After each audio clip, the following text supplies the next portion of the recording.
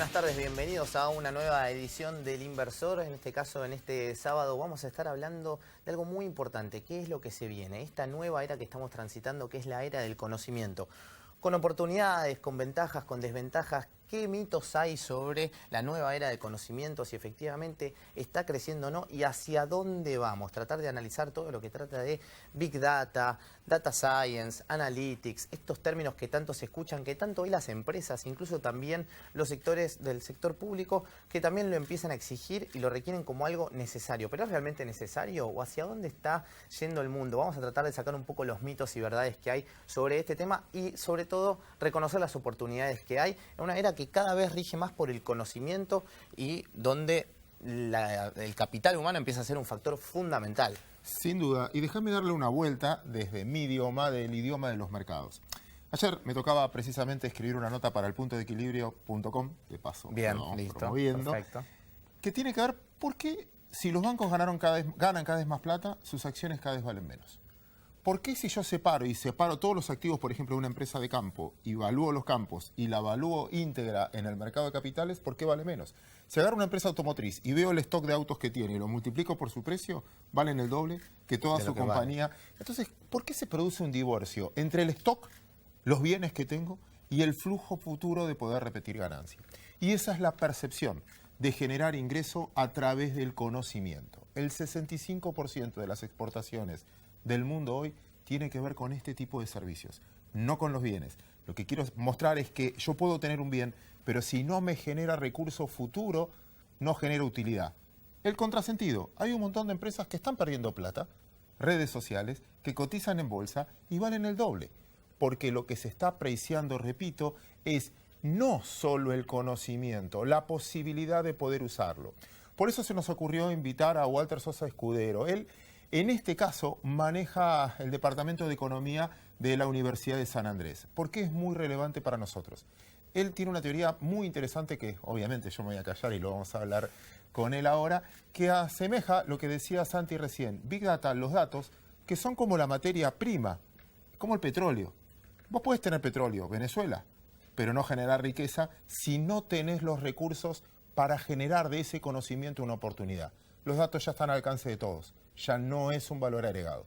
La interpretación y utilizarlos es lo que vamos a tratar de proponerles en el programa de hoy, que también tiene su segmento AgroTips, por supuesto, va a estar Darío Guardado en un ratito con nosotros, obviamente, como siempre, el segmento agro, que es fundamental también en este año. Y hablando de crowdfunding, vamos a presentar a uno de nuestros auspiciantes. ¿Sabías que ahora podés invertir en proyectos de la economía real en Argentina y el exterior? Csocio.com. Invertí 100% online, sin monto mínimo, con rentabilidad en dólares. Csocio.com. Vos podés participar.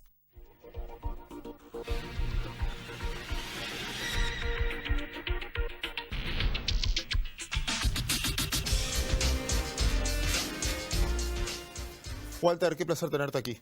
Muchísimas gracias por la invitación. Solo voy a mostrar el libro. Está perfecto. Contame qué te motivó. ¿Qué me motivó? Es esta percepción dual que tiene todo el mundo de que Big Data, por un lado, nos va a salvar a todos, ¿no? El fin de la ciencia, del conocimiento. No estoy exagerando, ¿no? Hay un famoso editorial de Chris Anderson, de la revista Wire, que él decía el fin de la teoría, ¿no? Entonces, están por un lado los que piensan esta es una revolución que viene a barrer con todo, y en el otro extremo están los que son completamente escépticos, los que dicen, mira, esta es otra cerveza artesanal, otro parripollo, no hay que hacer nada, se parece a esas tecnologías que aparecen cada 10, 20 años y después pasan. Como yo a la larga vengo de la ciencia social, me interesa ofrecer una visión intermedia. Hay blancos, hay negros, pero hay un montón de grises y el libro justamente recorre ese largo recorrido que va desde el blanco hasta el negro. Déjame repreguntarte en tu función también de académico, en este caso. Yo, y a modo, no digo de crítica, hay una frase que me gusta mucho que a veces la academia le encanta la teoría, pero a veces choca contra la realidad, o como la realidad es un detalle para los académicos. ¿Cómo haces académicamente para bajar ese concepto de que la información por sí sola no es un valor? Bueno, el libro no es un libro académico, ¿no? Es un libro de divulgación. La divulgación es storytelling, o sea, es realmente contar historias, ¿no? El libro lo que hace es contar, en general este tipo de libros de Big Data, de tecnología, lo que hacen es cuentan casos exitosos. Yo intento contar casos exitosos, intento contar fracasos estrepitosos, pero también intento contar dónde es que tenemos dudas, o dónde es que no es obvio asociar el éxito o el fracaso a tecnología. Entonces, justamente el libro lo que hace es, bajo el lenguaje, el libro no requiere ninguna matemática, no requiere estadística, no requiere computación, requiere simplemente curiosidad, y justamente el libro revisa en forma honesta esta casuística y también un montón de ideas. ¿Para qué serviría hoy la Big Data o por qué las empresas empiezan a pedirlo como algo fundamental, un criterio que ahora, como vos decías, nos viene a salvar? Digamos, ¿dónde está eso que aplican o eso que quieren explicar? ¿Dónde está la buena noticia para las empresas, para el sector público, para todos? En ser granular, ¿no? Ponete a pensar que vos tenés como empresa algo así como en mente un consumidor. Bueno, con muchos datos vos podrías tener en realidad caracterizaciones de tipo de consumidor y ver qué es lo que quieren, ¿no? Ver si el tipo de consumidor que tiene cerca de 30 años, que trabaja de esto, que vive en tal lugar, tiene preferencias o gustos distintas que otro. Entonces, en definitiva, para acceder a ese tipo de información en la vieja tecnología necesitabas hacer focus groups, encuestas, no sé, algún tipo de inteligencia. Ahora, de las propias redes sociales, yo puedo averiguar eso con muy poquita información. Claro. Entonces, me parece que lo que permite esta tecnología de Big Data a las empresas y también al sector público es identificar grupos pequeños y sus características. Y digamos, esta personalización que hay de todo, digo, si vemos, no sé, el ocio, por ejemplo, vamos a una plataforma y cada vez nos selecciona más qué es lo que queremos ver y demás. Esto es algo que se vuelve, no puede ser como una incógnita también para el consumidor, de decir, cuánto estoy yo relegando también mis datos, cuánto estoy ofreciendo también a distintas plataformas y que tenga un efecto negativo. Sí, que como toda tecnología, ¿no? Todo remedio viene con letra chiquitita que tiene contraindicaciones, claro, ¿no?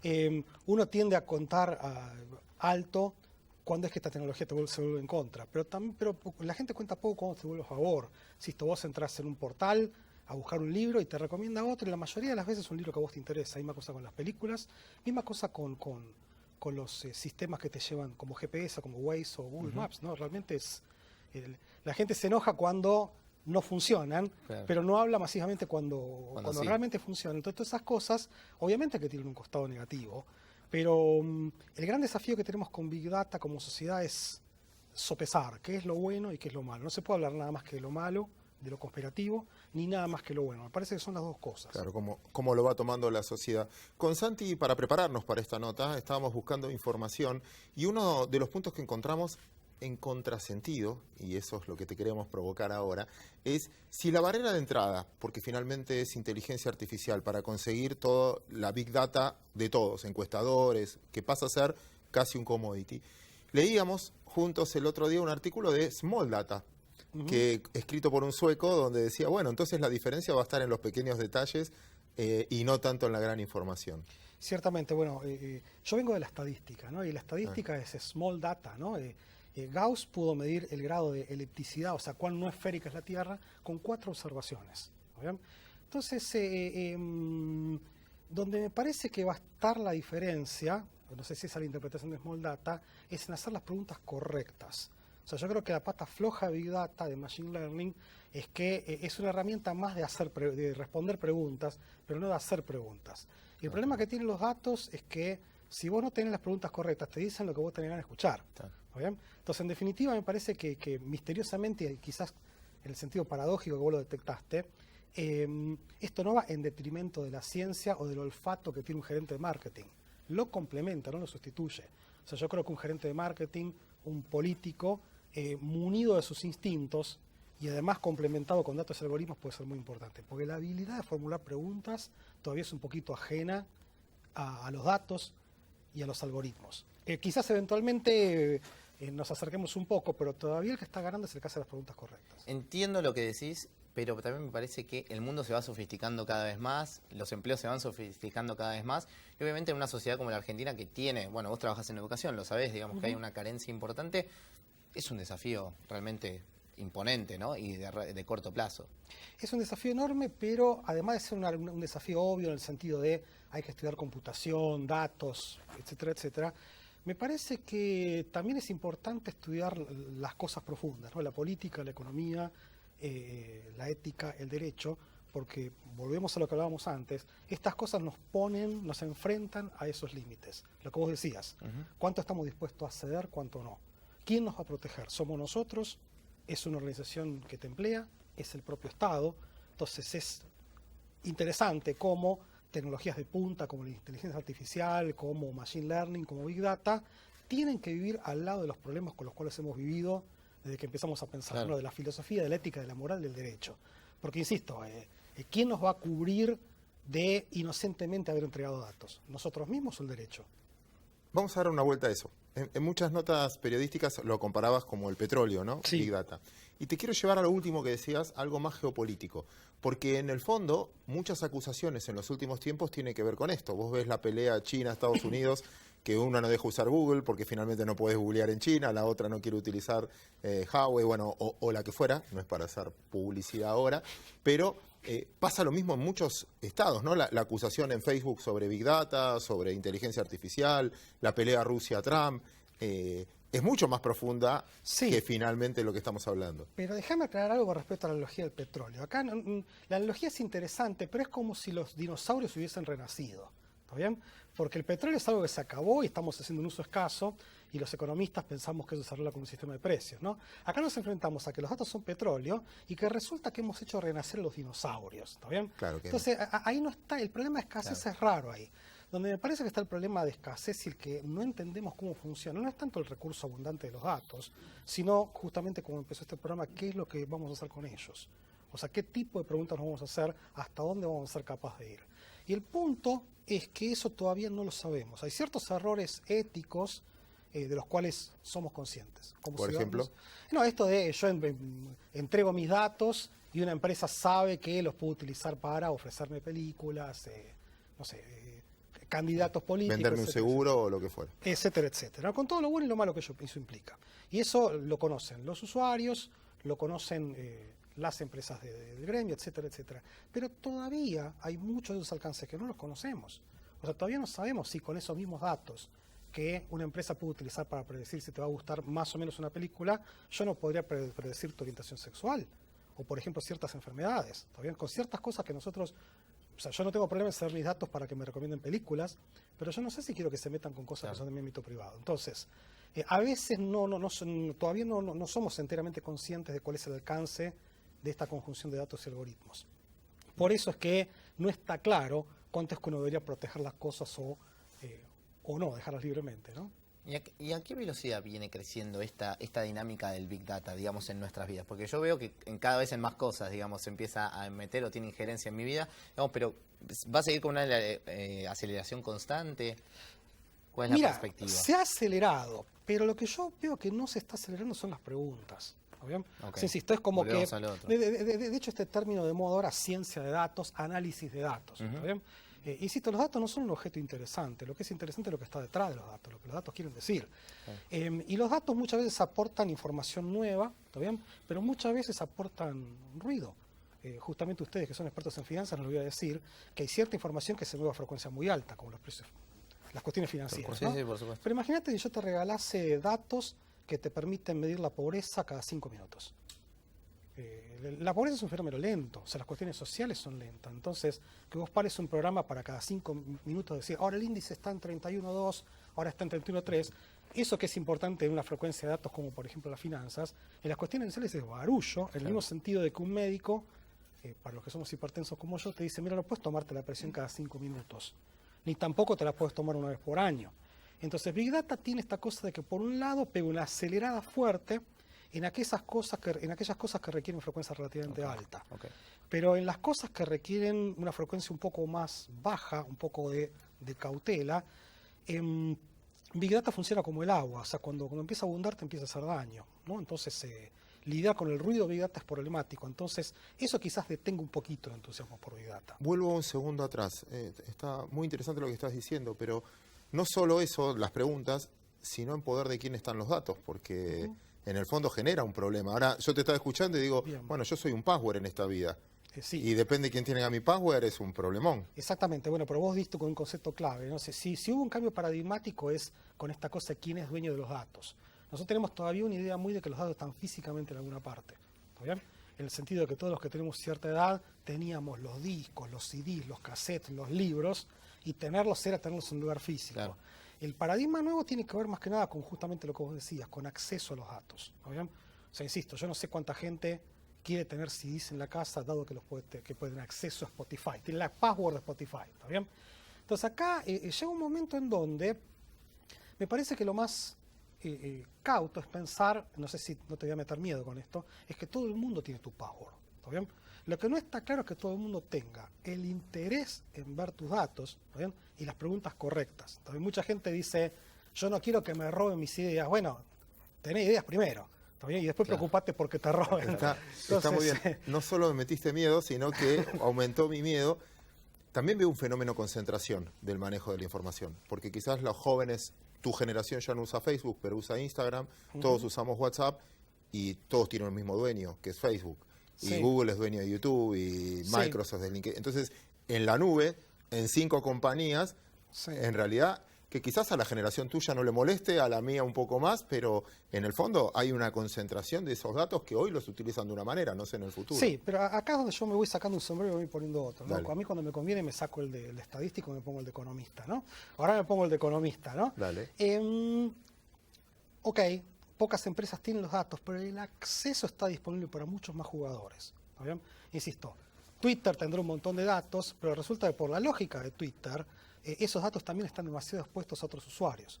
Entonces hay una competencia por el uso que corre en paralelo a la competencia por la posesión de los datos. Entonces, posiblemente Facebook tenga un montón de datos, pero también una cosa que establece este paradigma de Big Data, Machine Learning, es un poquito la cultura hacker, del David peleando contra el Goliat. Mira, es alguien con viveza, algoritmos que puede provocar un cambio muy importante con algunos datos que yo puedo observar sin necesidad de meterme en tu servidor o tener tu password. Entonces, en definitiva, hoy, no sé, un ejercicio que yo hago en mi curso de Machine Learning es el primer día de clase, que el segundo día de clase, casi todos mis alumnos aprenden cómo hacer su propio índice de precios. Pero no preguntándole a la abuela, sino bajando precios de internet por scrapping, claro. Y más bien que no es lo mismo que hacer un índice de precios como lo hace el INDEC, pero una cosa que se sorprende es lo cerca que le pueden pegar. Entonces, ¿cómo puede ser que un pibe con 20 años, habilidad de programación, ¿está bien? Y acceso a internet pueda competir con cosas que hace 5 años requería una consultora grande? ¿Está bien? Entonces, es una cosa y la otra. ¿Está bien? Por un lado, entiendo lo de la acumulación de información en pocas firmas, pero también, como se ha democratizado el acceso a través de los algoritmos, me parece que una cosa tiende a compensar. Pero después queda el análisis detrás, que es lo que hablabas también. Eso realmente tiene muy poquitos dueños, ¿no? Porque, insisto, la habilidad de formular preguntas todavía es difícil de transmitir. Insisto, mucho de la explosión de las escuelas de coding, de aprender a programar, tiene que ver con que esa es la parte fácil de aprender. Claro. ¿Está bien? Irrelevante. Pero lo que es todavía muy difícil es ser imaginativo, estar en la pregunta correcta, es intentar que los datos no te engañen. Si los datos, llega un momento de cuando vos no entrás con la pregunta correcta, te dicen lo que vos tenés ganas de escuchar. Y eso es muy peligroso. En términos de sector público, me interesa esta pregunta porque obviamente esto nos afecta a todos y a todos los argentinos. ¿Cómo estamos en relación a otros países? Digo, ¿cuánto se está utilizando acá? ¿Cuánto se le da bola en la Argentina y cuánto no? ¿Cuán lejos estamos de otros países? Bien, son dos preguntas. ¿Cuán lejos de otros países? Misteriosamente no estamos lejos porque en general el sector público está muy cauto.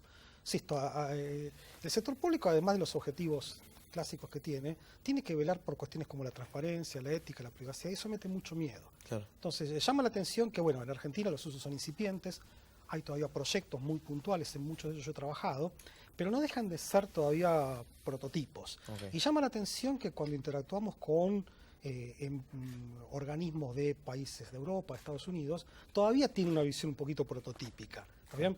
Pero lo que los limita no es tanto una cuestión algorítmica o técnica, sino que cuando vos sacás una estadística en base a Big Data o pones un algoritmo a trabajar, después tenés que darle el soporte comunicacional y de credibilidad.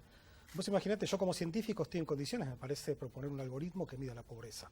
Me parece que no estamos muy lejos de eso, es bastante simple de hacer, ¿está bien? Pero después hay que dotarlo de credibilidad. O sea, vos imaginate el cóctel que resulta de alimentar un algoritmo raro y sospechoso con datos más sospechosos aún. Entonces todavía estamos intentando lidiar con ese problema que nos costó tanto, entonces estamos intentando con herramientas que todo el mundo entiende. Claro, en todo caso, como conclusión nos estás dando, finalmente es la medición, es el termómetro, Ahora, curar la enfermedad es otra cosa. ¿Para qué usamos ese dato? Es otra cosa. Totalmente. Pero en definitiva, Big Data en el Estado tiene, además de los requisitos que tiene cualquier empresa, de eficiencia, de costos, tiene requisitos de comunicabilidad y de estabilidad. O sea, yo no puedo andar cambiando el termómetro cuando aparece una fiebre nueva, porque si no estoy todo el tiempo comparando peras con manzanas. Walter, millones de gracias por tu visita. Por favor, muchas gracias a ustedes. Te invitamos y a ustedes también a ver los tips de Darío Guardado.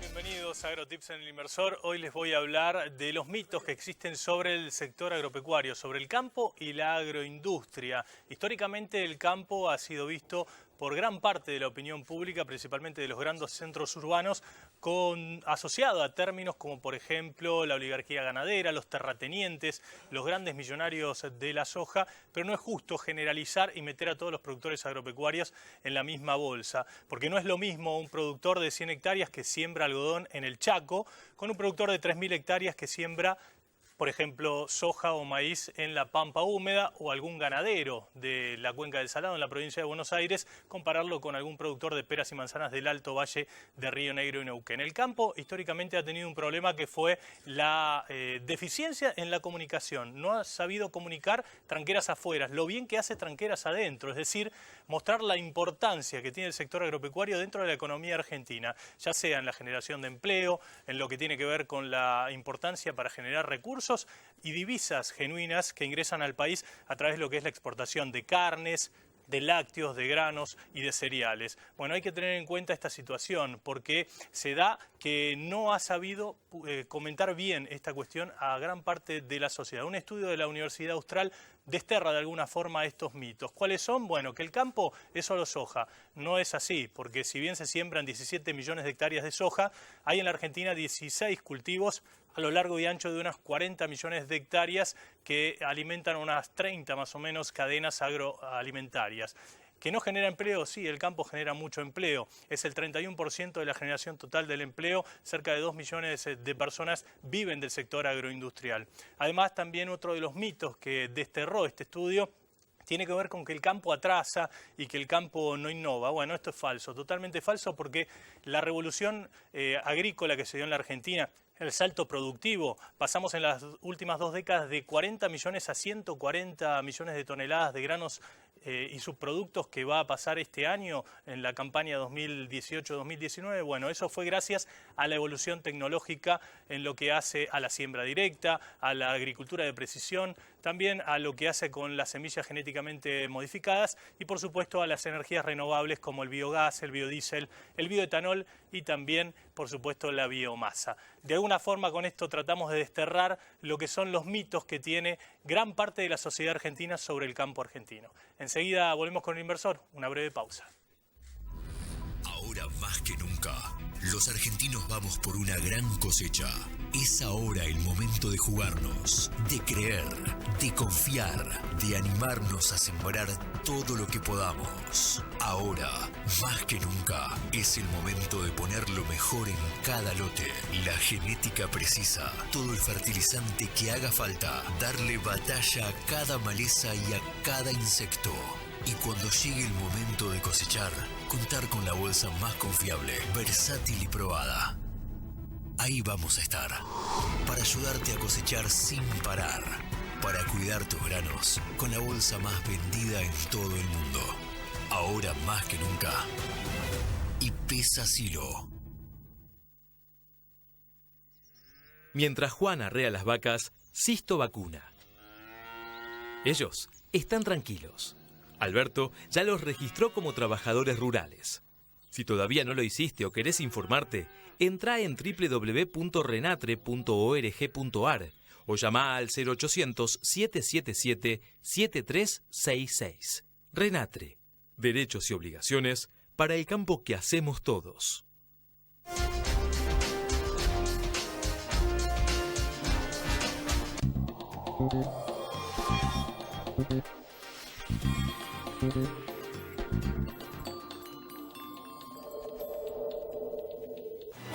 Para cada uno, crecer es algo distinto. Lo importante es tener quien te acompañe. Banco Ciudad te quiere ver crecer.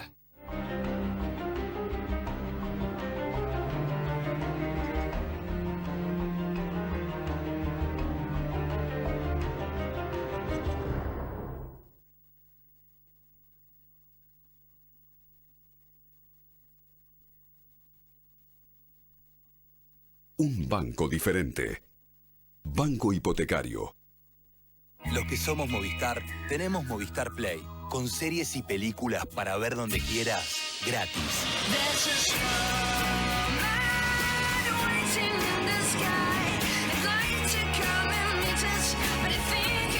Dale play a disfrutar. Activa Movistar Play. Es gratis. La educación es el eje principal de las acciones de responsabilidad social corporativa de Santander Río. A través de su programa Universidades, el banco apoya a la educación superior pública y privada.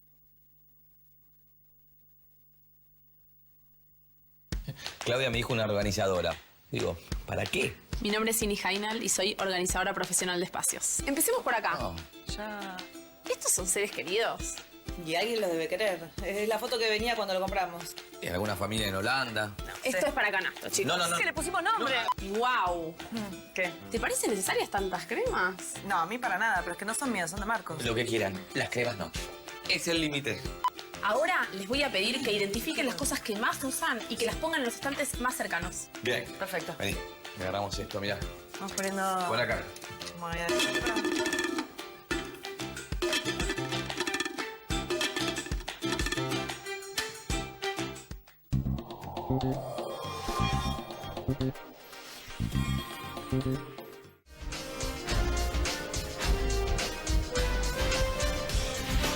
Bueno, Santi, se nos fue el programa. Nos queda solo este minuto para agradecerles a ustedes que están del otro lado, obviamente, al muy buen contenido de Darío Guardado hoy, sacándonos algunos mitos que me parecieron muy interesantes tener en cuenta.